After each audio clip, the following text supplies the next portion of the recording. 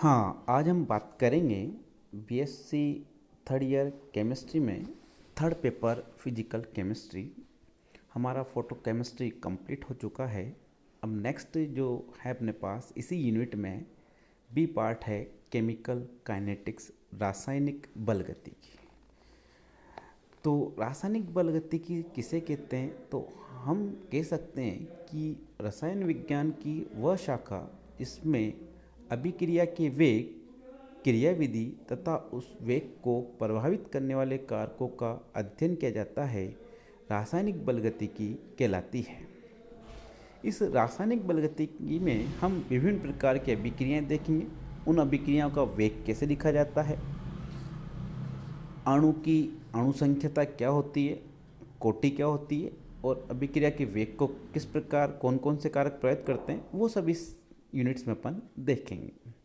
तो सबसे पहले अपन लेते हैं अभिक्रिया का वेग। ठीक है, तो इकाई समय में अभिकारक या उत्पाद की सांद्रता में होने वाला परिवर्तन अभिक्रिया का वेग कहलाता है। अभिक्रिया का वेग यदि अपन निकालना चाहते हैं तो हम कह सकते हैं कि सांद्रता में होने वाला परिवर्तन बटे समय में होने वाला परिवर्तन से हम निकाल सकते हैं। सांद्रता में परिवर्तन अभिकारक की भी हो सकता है, उत्पाद की भी हो सकता है, और दोनों को यहाँ पे लिया जा सकता है। नेक्स्ट अपन देखते हैं सांद्रता व समय में आरेख। सांद्रता व समय में जो आरेख है उसकी बात कर रहे हैं अपन। सांद्रता और समय में आरेख तो कहा जाता है कि ये एक्स एक्सिस पर अपन ने समय लिया और वाई एक्सिस पर अपन ने सांद्रता ली।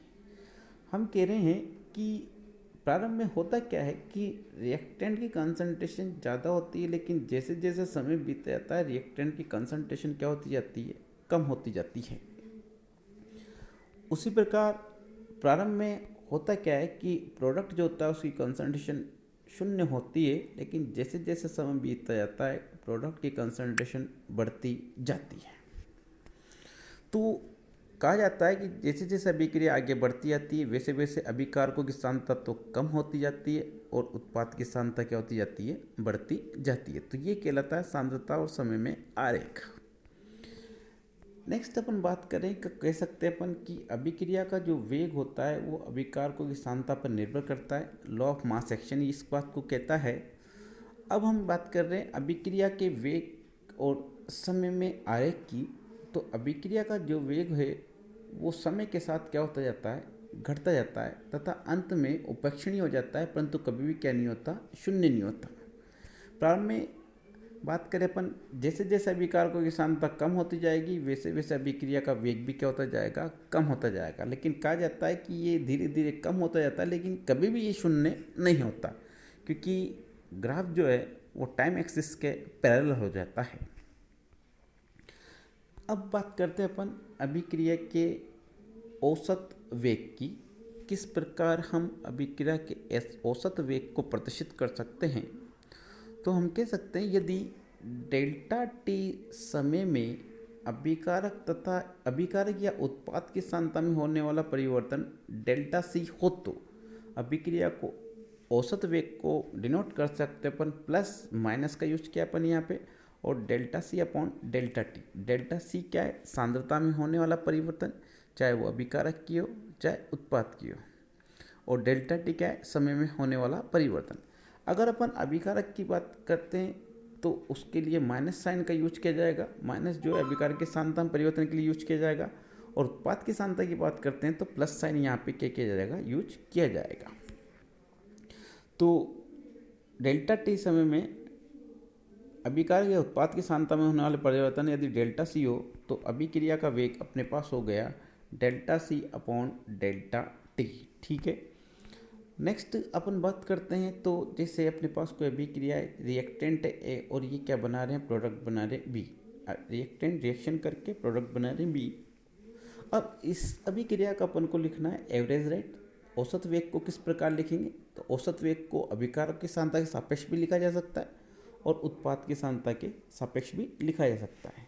तो अभिकारक की सांद्रता के सापेक्ष लिखेंगे तो अपन यहाँ यूज करेंगे माइनस चिन्ह, और यहाँ लिखा है अपन ने अभिकारक एक की सांद्रता में होने वाला प्रतिवर्तन बटे समय में होने वाला परिवर्तन। लेकिन यूज कौन सा किया है, माइनस साइन, चूंकि अपन ने किसके सापेक्ष वेग लिखा, अभिकारक के साथ। अच्छा, उत्पाद के सापेक्ष भी वेग लिखा जा सकता है, तो उत्पाद के सापेक्ष वेग लिखेंगे तो कौन सा साइन यूज किया अपन ने, प्लस, और डेल्टा बी क्या है यहाँ पे, बी की सांद्रता में होने वाला परिवर्तन बटे समय में होने वाला परिवर्तन।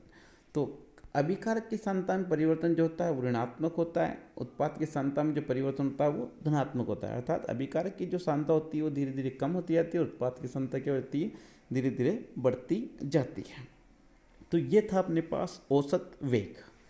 अब बात करते हैं तात्क्षणिक वेग की। तात्क्षणिक वेग क्या होता है, तो कहा जाता है कि किसी भी क्षण अभिक्रिया की जो वेग होता है उसी को अपन क्या कहते हैं, तात्क्षणिक वेग कहते हैं, इंस्टेंटेनियस रेट कहते हैं।